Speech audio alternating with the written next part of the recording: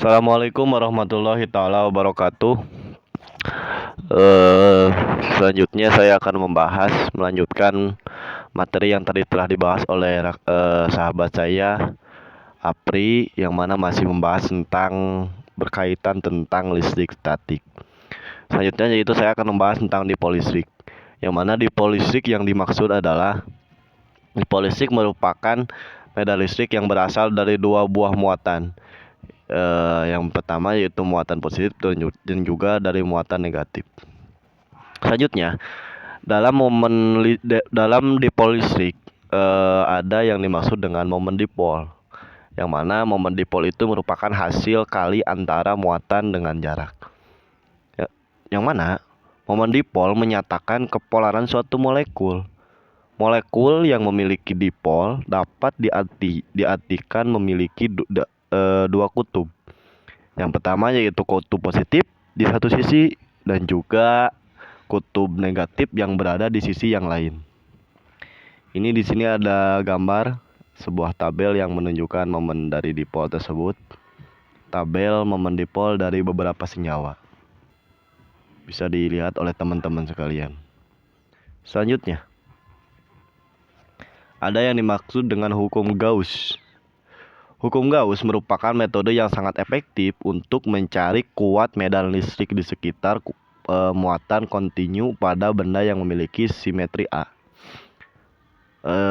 Yang mana dari hukum Gauss tersebut, dalam hukum Gauss, metode yang diterapkan itu lumayan sangat efektif bila mana kita mau mencari medan listrik di sekitar muatan kontinu, yang mana pada suatu benda yang mana benda tersebut itu memiliki simetri A. Dalam hukum Gauss ada yang dimaksud dengan flux listrik. Flux listrik itu merupakan perkalian antara vektor medan listrik dengan vektor luar permukaan yang ditembus oleh medan tersebut.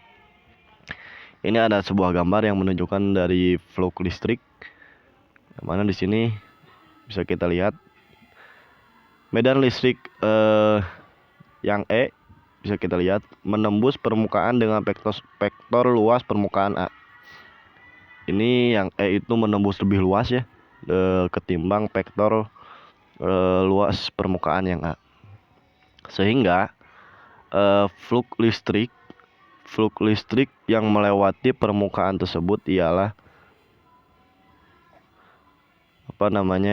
bisa kita lihat rumus di bawah. Ini rumus dari hukum Gauss yang dari flux listrik. Flux listrik sama dengan E titik A dikali dengan A sama dengan E plus A. E dan A, yang hasilnya itu EA cos delta O. Flux pada permukaan tertutup. Flux ada karena adanya garis gaya. Garis gaya keluar dari muatan positif. Ujung garis gaya ialah lokasi pada jarak tak terhingga dari muatan positif atau muatan negatif. Jadi ketika bertemu muatan negatif, maka garis yang dihasilkan muatan positif berakhir di muatan negatif. Itu jika bertemu dengan muatan negatif. Ini bisa kita lihat gambar yang tertera pada slide ini. Bisa kita lihat keterangan dari gambar itu muatan positif yang pertama. Gambar yang pertama bisa kita lihat gambar yang pertama.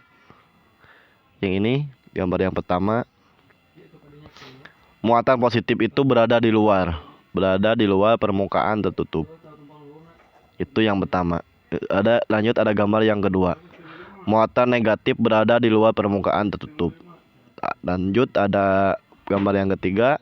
Muatan positif di luar permukaan tertutup dan muatan negatif di dalam permukaan tertutup. Selanjutnya ada di gambar 4. Muatan negatif di luar permukaan tertutup dan muatan positif berada di dalam permukaan tertutup.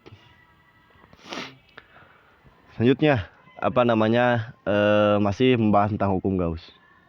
Aplikasi dalam hukum Gauss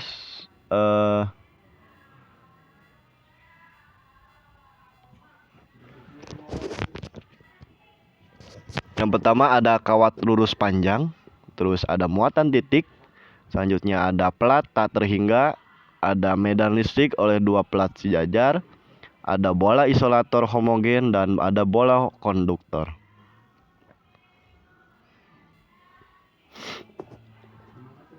Selanjutnya ke pembahasan selanjutnya, yaitu tentang energi potensial listrik. Ini masih berkaitan dengan listrik statik ya, teman-teman semuanya. Energi potensial suatu muatan di suatu titik adalah merupakan usaha untuk memindahkan suatu muatan uji dari tempat yang jauh tak terhingga ke suatu tempat di sekitar muatan sumber. Jadi energi potensial suatu muatan itu sebuah usaha yang mana memindahkan suatu muatan uji, suatu muatan dari yang tempatnya yang jauh yang tak terhingga, tak bisa dilihat oleh kita, ke suatu tempat yang mana tempat tersebut menjadi muatan sumber dari hasil usaha tersebut. Selanjutnya energi potensial total untuk konfigurasi tiga muatan atau lebih mengikuti bentuk persamaan. Ini bisa kita lihat gambar di bawah ini. Ada rumus di bawah ini, beberapa rumus yang harus kita pahami supaya kita lebih paham tentang energi potensial listrik, yang mana nanti kita akan bahas di contoh soal. Terus ada kapasitor. Kapasitor itu merupakan komponen listrik yang digunakan untuk menyimpan energi. Kemampuan kapasitor menyimpan energi disebut kapasitas atau kapasitansi yang dinyatakan dalam satuan farad. Jenis kapasitor yang digunakan seperti gambar nih. Ini ada beberapa jenis kapasitor yang digunakan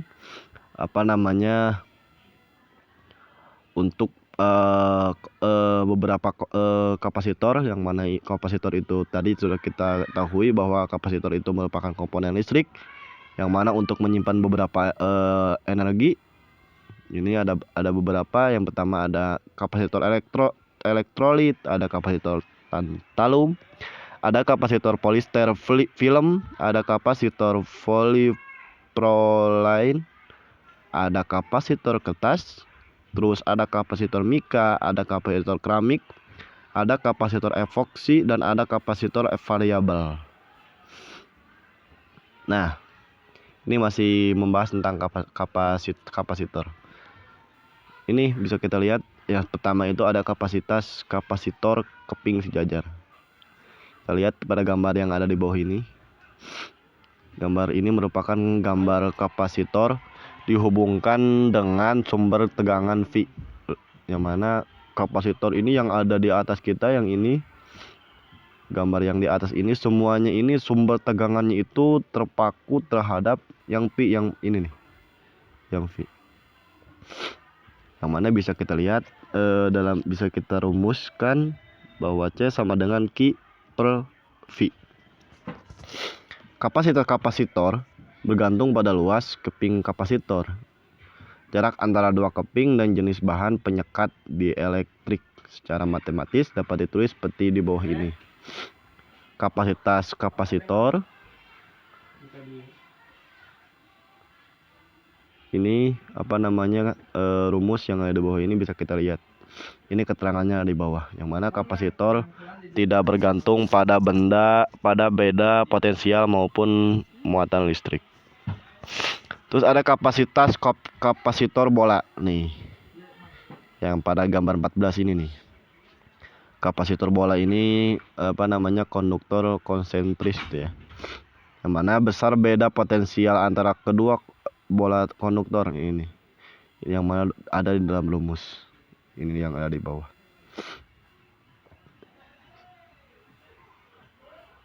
Selanjutnya ada kapasitor bola gabungan, yang mana kapasitor bola gabungan ini untuk menggabungkan kapasitor bola, yang mana ini biasanya itu dilakukan dengan cara menyentuhkan atau menghubungkan dengan kawat halus.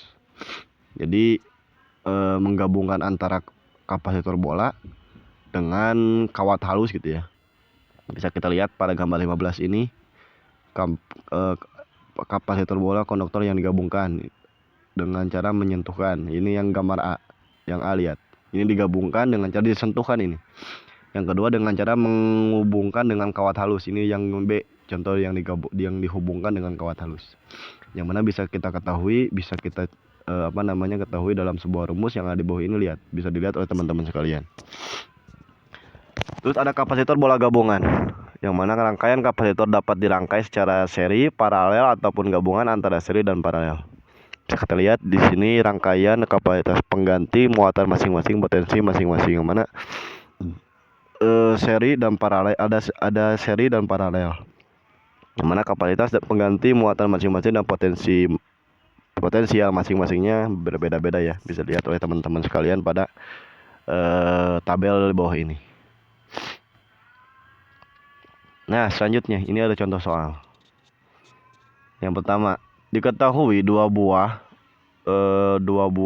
muatan masing-masing sebesar 8, C dan 10C terpisah dengan jarak 9 meter. Misal K sama dengan 9 kali 10 pangkat 9 nm pangkat 2 C per pangkat negatif 2. Hitunglah besar gaya kolom yang terjadi pada kedua muatan. Pembahasan yang sudah diketahui, yang pertama yaitu Q1 sudah kita ketahui tadi.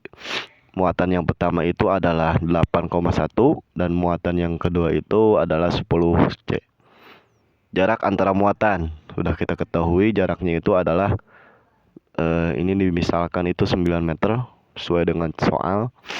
Terus ada konstansa kolom sama dengan sudah kita ketahui 9 kali 10 pangkat 9 nm pangkat 2 C pangkat negatif 2. Untuk penyelesaiannya bisa kita lihat rumus yang di bawah ini. F sama dengan F itu merupakan besar gaya kolom ya. F itu merupakan besar gaya kolom. Jadi kan ini kita mencari besar gaya kolom yang terjadi pada kedua muatan tersebut, yang mana bisa kita selesaikan. F sama dengan K titik kali muatan yang pertama dan muatan yang kedua dikaliin muatan yang kedua dibagi R2. R2 itu yang tadi. F sama dengan ini bisa kita lihat K yang tadi yang konstansa kolom sudah kita ketahui. Ini ada 9 kali 10 9 nm pangkat 2 C pangkat negatif 2 kali muatan yang pertama 8,1 dan muatan yang kedua adalah 10 per 9 meter persegi, yang mana bisa kita rangkum, bisa kita hasilkan. Hasilnya ada yang di bawah ini, 9 kali 10 pangkat 9. Ini bisa kita lihat semuanya hasil dari penyelesaiannya, yang mana bisa kita ketahui bahwa besar gaya kolom yang terjadi pada kedua muatan adalah 9 kali 10 pangkat 9 Newton.